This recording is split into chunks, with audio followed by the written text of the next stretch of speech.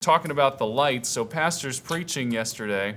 Now, Pastor, I've told you before I want you to preach the lights out. I didn't mean that literally.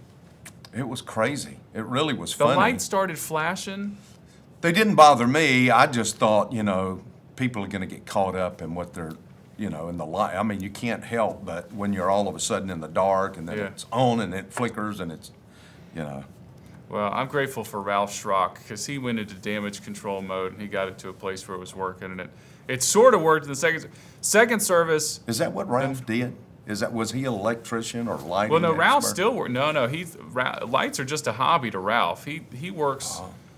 Does he work IT, Pike? I'm not sure what department. He does some. He does some special When assignments. he took for that regions, hammer I and think. started hammering on that thing, I thought, well, maybe he knew what. Well, he was just going by what you said. Make it out of forged metal work with the Ark of the Covenant. It was just an object lesson for him. gosh. The second service, I'm out there, and the lights, the normal lights, I guess you'd say, are working fine. Everybody can see everything, but I'm looking up at the track. We have the track, the multi-use facility. The track goes around and that's just like flickering. It's strobing. And so Yeah. I'm looking at that. I didn't pay attention to that. I didn't see that. I need the Lord to grow me the way that He's done you, because you can get like so focused you don't see this stuff. I'll see this stuff and I'll just get so distracted. And that's how I was. I didn't even know what I was saying after that. I was just, let me just pray that the Lord uses this. But anyway, we're gonna get those lights fixed. And so thank you guys for your continued faithful giving. As Pastor said, this is gonna cost at least expensive. $500,000. For real? No, I'm just upping the price every time Oh, we my say stars. something. I thought I thought 250,000 was, I just thought that is just, we could replace all the lights, couldn't we? No, so there's multiple things you can do. There's the Band-Aid, and then there's the larger Band-Aid, and then there's the surgery where you rip everything out and you put a modern system in. That's probably one that would be like $250,000, which, we'll have to do that someday. I don't know if we'll do that yet, but we still got to do more research. This is a recent problem, and it's caught us on our heels because we had just done all the other systems. We didn't expect this one to just go like it has. The building is 20 years old. Yeah. That's the thing. Everyone keeps calling this the new building. It was built 20 years ago. Yeah, which is new, but things don't have that kind of a warranty on them. Yeah, well, the frame and foundation of the building are doing great. But yeah, the various technological. Now you've jinxed that. Let's knock on some. Well, the foundation is gone. Shiplap back there. Is this wood? Yeah. This is made of wood? That's real wood. Yeah, this is biblical here. Knocking the We're door. knocking on wood. That's That's acacia. acacia wood shiplap, which we learned yesterday is resistant to rot and to bugs, and It's pretty amazing wood. It really is, and it grows out in absolute desert. yeah. You're just driving along and there's nothing but sand, and all of a sudden you'll see a couple of acacia trees. Now, one question I had is and God is specific, with all the different tabernacle elements. Anything wood, it's always acacia wood. Is that the same as gopher wood? Because No, that's funny that you say that, because yesterday morning there was a release on some news outlet that these scientists have discovered parts of the ark and all of that. Really? Oh, I gotta but look that that up. nobody knows what gopher wood is. Now, I'll tell you what I heard it was years and years ago, cypress. Oh, okay. But they don't know. They don't have a piece of, we have no clue as to what gopher wood, or they say we have no clue as to what gopher wood was. We don't know what he was referring to. You'd think that would be poetic in a sense, right? Because you have that Noah's Ark, and then you also have the Ark of the Covenant if they were the same. But then again, Yeah. you mentioned the third ark, which I had forgotten about. Lord help me. The ark that Moses was in Yeah. as he went down the Nile. Yeah. He was in that little basket. We call it basket, but in the Hebrew it's ark. He was in that little basket, and it was pitched inside and out. Yeah, I had the Hebrew words written down for Yeah, that. the kafar. ark. Well, that was the word for the Pitch. the pitch on the outside. The ark itself was tibat, Yeah, that's right. which of course I knew without looking it up. But I felt like I should look at my phone to make you guys feel better about yourselves. Well, you probably did. I didn't. But yeah, I wrote that down. The kafar, kamar kind of depends on how the verb or the what's the word when you They say it like that, and they understand exactly what they're saying to each other. It's amazing. You know, one thing, and you've probably seen it before, but there's that, I think it's Chabad.org, and they have the entire, they have a Hebrew audio Bible. It's the only place I can find where they have a guy that is reading it instead of chanting it. And it's from a long time ago. The audio is not great, but it's fascinating to listen to him talk, because you know that a lot of times in worship they chant it. They don't. Well, you know why they chant it. They chant it because it's the way you memorize it. Right. It's easier. It's just like music. You know, I can remember all these lyrics to all these songs from 50 years ago or better, and I can't remember something that I read yesterday. You should sing it while you read it. Yeah, I You ever know. done that before? No. I mean, I know I'm a musician, so maybe it's easier for me. But like, I'll chant the Bible sometimes when I'm reading it myself. And I didn't do that until, and I've told you about this before. I went to my brother-in-law's church, and he's Greek Orthodox, and they chant all their scripture readings, and it's beautiful. They'll chant it in harmony. They kind of know like how they go, and yeah, it definitely assists with memory. Well, meditation. it just helps memorize it. You know, you're talking about being music people. Rick and Phyllis Webb, who are professional singers, and they sing all over the place, and real dear friends of Deb and myself. You know, when you're just around somebody that's a music guy, they're constantly doing what you're talking about, vocalizing or doing their voice or Whatever. And if you're ever around Rick's like, just like kind of singing all the time. Oh boy, I probably do that more than I know. You'd have to ask Joanna. he went to Eleanor Poultice as well. Eleanor Poultice, man, God rest her soul. Is she still alive? No, she's I'm probably sure she's passed on. not. She's passed on to glory by now. Yeah. I was at we visited. Probably shouldn't introduce the story this way, but we went and visited Lauren's grandmother in the nursing home last week. And that's when I texted you, because good old Andy Griffith was on the TV. They was just running that thing on loop. And then I texted you this. It was the episode when Gomer saves Andy's life, and I was just laughing. Of course, Lauren was like, talk to my grandmother. I'm like, you don't understand. This is hilarious. Because the whole thing where Andy saves his life, and then Gomer feels like he has to pay him back. Yeah. And so Andy has to fake Gomer saving his life. They don't write them like they used to. No.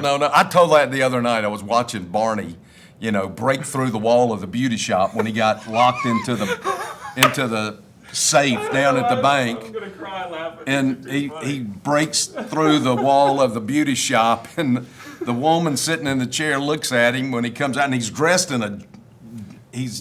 up in a dress. He was pretending to be the cleaning woman and was going to teach him a lesson. And the woman just looks at him and says, "You on a case, Barney?" Just kicks the wall through, comes out. She doesn't even move. "You on a case, Barney?" Telling you. Oh, my stars. I don't know. So you have an encyclopedic knowledge of Andy Griffith. I don't know. I do not. I have only seen golly, maybe, Well, maybe a dozen episodes. What I sent back to you was the great old hymn that Gomer sang in that episode. What was No it? count mule sitting in a haystack. No count mule. You know sitting in a every beat haystack. of every episode. Here's the funny thing for me. I've probably only seen a dozen of these episodes, and yet every time I see it on TV, it's an episode I've seen before. And I'm just Is that like, right? oh yeah, it's just like there's something about the syndication. Every time I see it, I'm like, oh yeah, I've seen that one before. Well, That's on funny. Paramount, they've got all the seasons. Oh, and do they it's- really? Yeah, and it's free.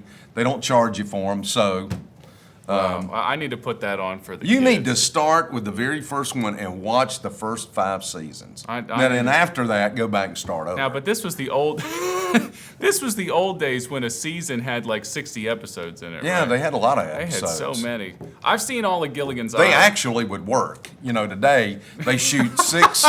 They shoot 6 episodes, and that's it for the year. It's like they're exhausted and they have to go and. I don't know. I don't understand. Well, these days, the episodes, well, with these dramas, it's like 75 minutes long. Don't miss our 2-episode premiere. And you look at the episodes, they're each 90 minutes long. I'm like, ain't nobody got time for that. I don't have time to watch all this. I used to try to keep up with the Star Wars shows, but I can't do that anymore. I don't watch anything. Oh, all of those, they're still doing stuff? Yeah? Well, yeah. Well, ever since Disney bought Star Wars, they've been doing all kinds of stuff. And I got so excited. This was like, I don't know, 3 or 4 years ago. I got so excited when the first show came out, it was The Mandalorian, and watched that with my wife. We're like, wow, this is pretty good. And then they just kept releasing more and more and more. And I'm like, I haven't even finished The Chosen yet. I'm not going to be able to finish it. So I just gave up. Yeah. I just read or whatever. Well, you know, when the grandkids come over, they're over about every Friday night or Saturday night. Not everyone, and Asa gets in there and he cuts on. Andy Griffith. Because that Mandalorian, I remember that name. Anyway, he cuts that on and watches it, and I think, this is Star Wars? It's changed a lot. A lot of it's changed. I have no idea what it is. They got the new one. Yeah. I think it's called Asaka. Jared, do you watch any of the Star Wars stuff? You don't care. No, I'm not a Star Wars guy. Are you a TV guy at all? Yeah, I watch TV. I like movies. He likes movies. I don't really like Star Wars. I like Lord of the Rings a lot. The Lord of the Rings. Did you watch the new Lord of the Rings thing on Amazon? Did you watch that? No. Is there a new one out? I like the movies. Yeah, it came out like last year or something like that. spin-offs, like TVs. He does. He just watches the movies. Yeah. Well, that's fine. Jared and I are really excited for the NFL season to start, but I think we've talked about that Broncos before. won 41-0. The Broncos won a did they play? meaningless They played the playoff Rams game. in a preseason. Wow. Meaningless preseason. I say playoff. 41-0. Meaningless preseason game. Jerry Yeah. Stidham, Auburn Tigers. It's Stidham's playing for Denver. Yeah, he put All us right, to shame. we'll see about that. Well, I'm ready for college football to start. I know. Is Clemson looking good this year? I think they're going to look good. You know, I hope. They play Monday, which is Labor Day. They play Duke. And Okay. as long as they play them football and don't get their theology from them, they'll be okay. Yes, Duke And then Divinity Saturday School. they turn around and play Charleston Southern. So you've got these 2 light games in 1 week, and then I think they go to Florida State. Really that early in the season? I think so. It's interesting because Clemson and Florida State too, but those are some of the biggest teams that are like not now in these 2 huge conferences. Yeah, because the Big Ten's now just growing, the SEC's growing. Well, Clemson is raising sand. Dabo is raising sand about the TV deal with the ACC, and Is it bad or something? yeah, he just said, hey, they signed it, and then they turn around and somebody signs with them, and they give them all this much more, and Dabo's saying, wait a minute, we got rooked in this thing, and we may leave the conference if you don't. I wouldn't be surprised if they So- do. They've been dominating the ACC for forever and ever. Amen. So anyway, Maybe we can get him to move back to Dabo. Come on back to Valleydale. I think his membership is still active, right? I don't know. Dabo Sweeney. I don't know. He yeah, was a we member know. back I know here. he was saved here. Back He here. told me that. Oh, was he really? Yeah. Oh, I didn't know that. At an part. FCA fellowship being held here years ago. Dabo, if you want to come back, just know you'll probably have to go through the Discover Just Valleydale stay at class. Clemson. Just stay there. Okay, he's given pastoral mandate to stay there at just Clemson. Stay there. You can tune in and watch. Keep but that just- winning culture alive yes, out there, Clemson. Yes. Go Tigers. Yes.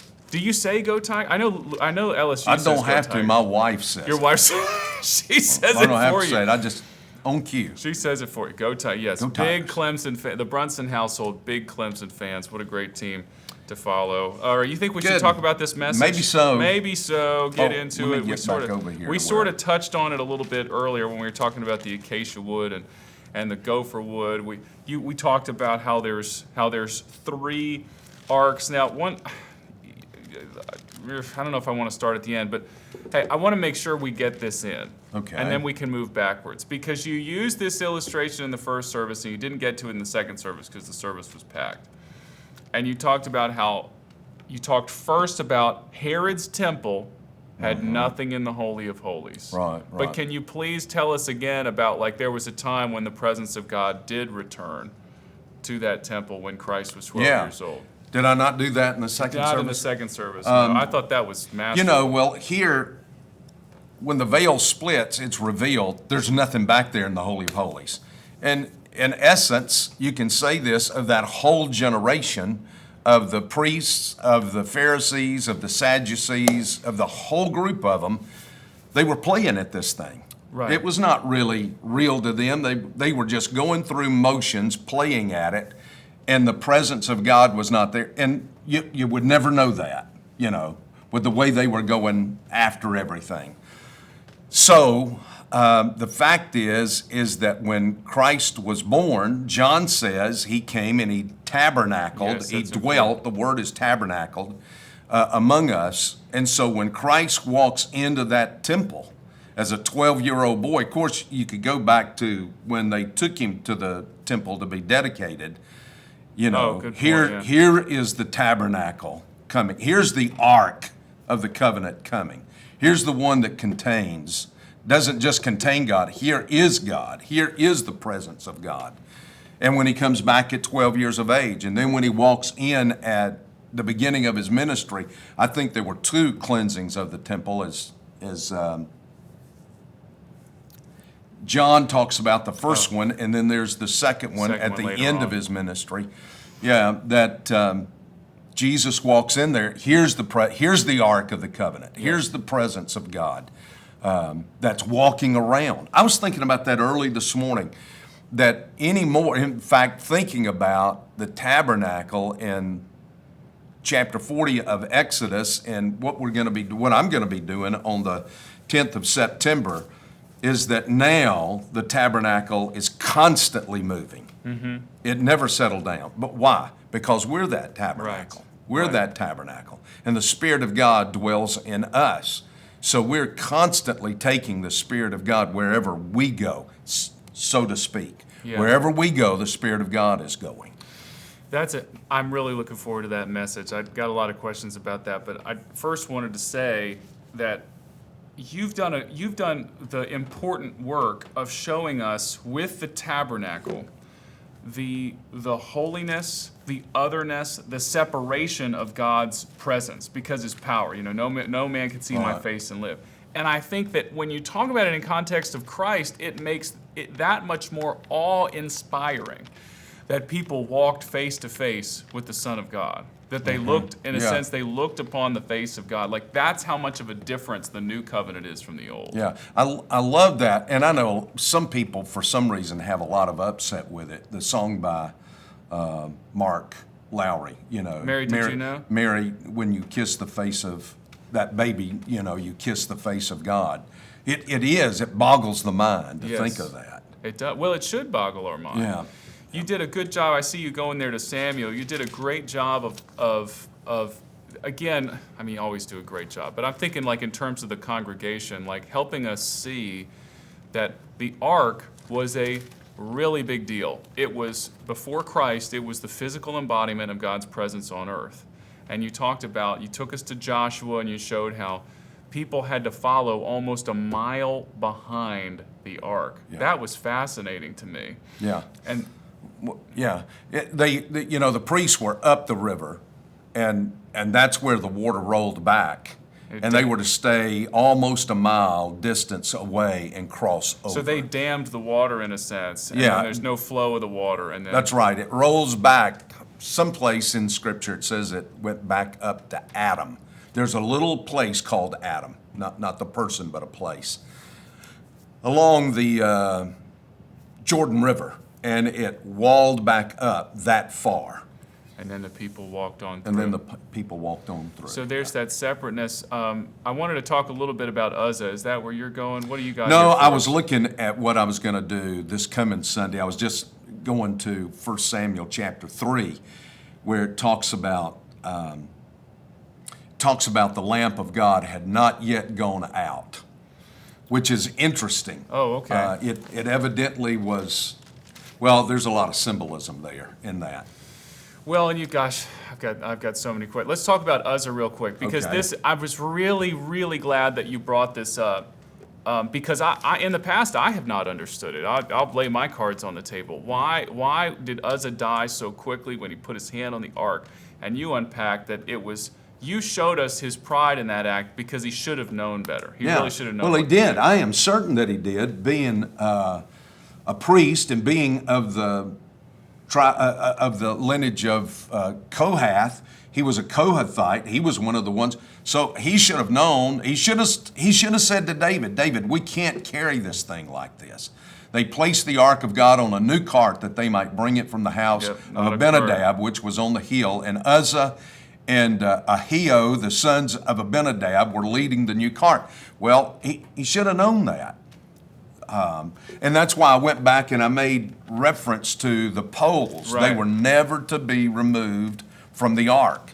Everything else that were carried by poles, they removed the poles from it. But not the ark. So he knew that. He knew he couldn't touch it either.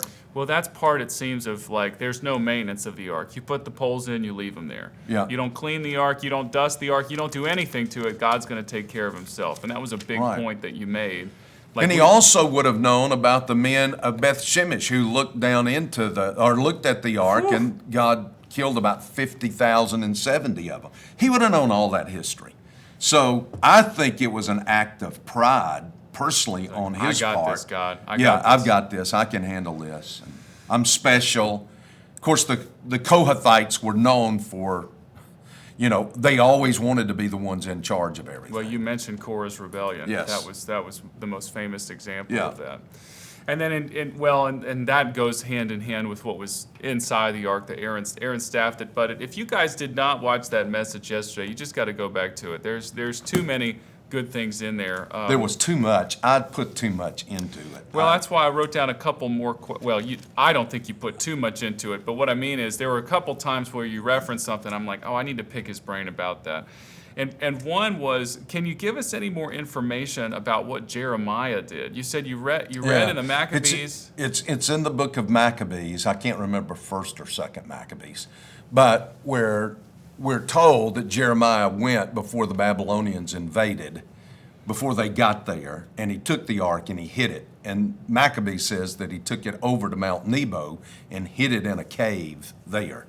Now, in my last trip to Israel, which was this year, right? Yeah. Last March. This past March, I always take my group to the Temple Institute where they are reconstructing all of these things. Oh, interesting. And one of the young ladies that went on the tour with us came up afterwards and she says, what are they going to do about the ark since it's gone, And I said, hey, you were with the group. I said, didn't you go to the Temple Institute? Yes. And I said, well, they told you in there, and this is the first time I've heard this, that they say they know where the ark is. Now, I don't know. I don't have a clue. But they're saying that But they claim that they know where the ark is. well, it's been prophesied, like there will be another temple built. Yes. And so I guess if they know where it is, they're going to go and get it. And they're going to try to do something. I would imagine, they're not going to tell where it is. They're not going to say that. I was even shocked that they would admit that they knew where it was. If they know where it is, if for somehow they have been able to locate it. The other part of that is they've replicated everything else, the menorah. Right. And this week I'd like to show that shot. The menorah? Yeah, the menorah that we saw in Jerusalem, and probably I'll open with that shot. He's going to be talking about the menorah and the incense altar. They've got this huge, massive menorah that sits out. Now, it's behind plexiglass. They don't worry about it being moved because it weighs half a ton. But it's Nobody's going to gold-plated. just come up in a Nissan pickup truck and take it off. Oh boy! But anyway, they've got all of the other stuff replicated. So you think they might Made. just replicate the ark? So I wonder, have they replicated in some way the ark? Now, this stuff is all out of gold. Yeah. That menorah that stands out there is covered with, it's gotta be- valued at over $3 million worth of gold that covers it. I believe it. So yeah, I guess my question is, what are the theological implications of them rebuilding the ark now? I don't think the ark, if they found the original ark, I don't think the resident power of the Holy Spirit is still on it. Well, how could it be? 'Cause I don't that's- think it is. I don't think if you found it, that if you touched it, that you would die, or that if you looked at it, that you would, dissolve like wax. like they did at Like- Beth Shemesh or Yeah, Indiana like Jones? they did in the Indiana Jones. I don't think so. I don't think the resident power of God is on it.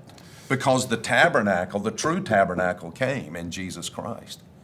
I still wouldn't chance it though if I saw it. I don't think I'd would. risk one eye. My bad eye. I would risk my bad eye. Okay, let me take a With quick look at that, with a Lord. pair. So I don't think I'd touch it, but it's difficult to think about like the implications of that of recreating Yeah. that. Well, all of this is be pretty is kind of- wild. And we don't exactly know, because we showed a picture yesterday. It's beautiful, the box with the cherubim and their wings are this way. And I've seen different renditions where the wings of the cherubim went up and arched over. Right. It's kind of like saying, "Hey, here's McDonald's right here, the arch." I'm loving it here in the Holy of Holies. Here's the thing. You've talked about how these measurements are imperfect. We shouldn't get so, and you even said that yesterday. We shouldn't be messing too much with the, I guess the Jewish word or the Hebrew word is gematria, where you talk with the different like I told y'all. extra significance. This boy knows his extra stuff. significance with the different numbers. But Yeah. yeah, I think you gave us some helpful ones. I did think of one more question that I wanted to hit you with, and then we might need to close up shop here. You've mentioned a couple times in the book of Ezekiel, I think it's either chapter 10 or 11, where the Shekinah glory does depart from Israel. You see it go. Is that in Ezekiel? It's in Ezekiel. So is that, my question is that him retelling Jeremiah taking the ark away? Is that the same thing? No, I don't think so. At least I've not thought of that, but I don't think it is. This is where Ezekiel sees them in the temple worshiping other gods, the priests. Right. And they're in the temple worshiping these other gods. They're just so full of idolatry. And that's why God's going to unleash Babylon on them. And through this, you see, little bit by little bit, the Holy Spirit move. He moves to the threshold of the temple. Then he moves to the gate. And from the gate, he moves out to, across over on the Mount of Olives. And it's gone. He's gone. The Spirit of God is gone from the place. I should have looked up this. Oh, here it is, chapter 10. The glory of the Lord leaves the temple. Yeah, man, I read that passage this past week, and then you referenced it, because it's just where I've been. I've been reading Ezekiel the past couple of weeks. See, now the cherubim was standing on the right side of the temple when the man entered, and the cloud filled the inner court. The glory of the Lord went up from the cherub to the threshold of the temple, and the temple was filled with the cloud, and the court was filled with the brightness of the glory of the Lord. Well, God's going to take all of that. He's going to take all of that, and he's leaving. I'm looking for the next one, When they moved, they went in any of the four directions. I turned their whole body, their backs, hands full of. The wheels were caught each. But suffice to say, the glory of the Lord. The glory of the Lord. Then the glory of the departs. Lord departed from the threshold of the temple and stood over the cherubim. The cherubim departed, so the Spirit of God departed with him. He's back on his throne. They stood still at the entrance of the east gate. That's the eastern gate that you see from the Mount of Olives of the Lord's house, and the glory of the Lord of Israel hovered over them, and then he just goes on. The Spirit lifted up, brought me to the east gate, and Spirit of the Lord goes over the Mount of Olives. I feel like that's where we should finish up, just like the humbling, like it gives you such pause to think about the glory of God departing from his people like that. It's frightening. It's a frightening thought. It's a terrifying thought. It happens to Saul, and Saul never knows that the Spirit of God leaves. It's interesting how difficult a thing that is to discern. Yeah. When God's Spirit is present and absent. We read that book, and you and me have talked about this before, A Tale of Three Kings by Gene Edwards. Yeah. And that the whole premise of the book is like discerning who is God's anointed. Yes. And then like sometimes even God, because imperfect fallen world, even as the anointing rests on a man, that man can still have sin. That man can still do. That was part of what I wanted to bring out yesterday, but I was just fighting, to get finished. David has the best of intentions bringing that ark up to Jerusalem, but he's doing it the wrong way. The best of intentions. And if we don't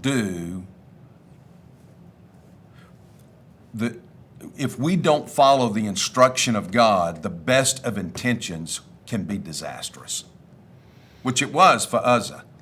They stop, they put it in a tent, they're going to come back for it later. It is a narrow road. Like if we don't, even with the best of intentions, we might be doing the wrong thing. And one of the first things you said yesterday was you said there's oftentimes God will lead you to do something, but if you're not listening, you don't do it right away. Yeah, if He you don't removes that do it when opportunity. God comes, that's what the people at Kadesh Barnea go in.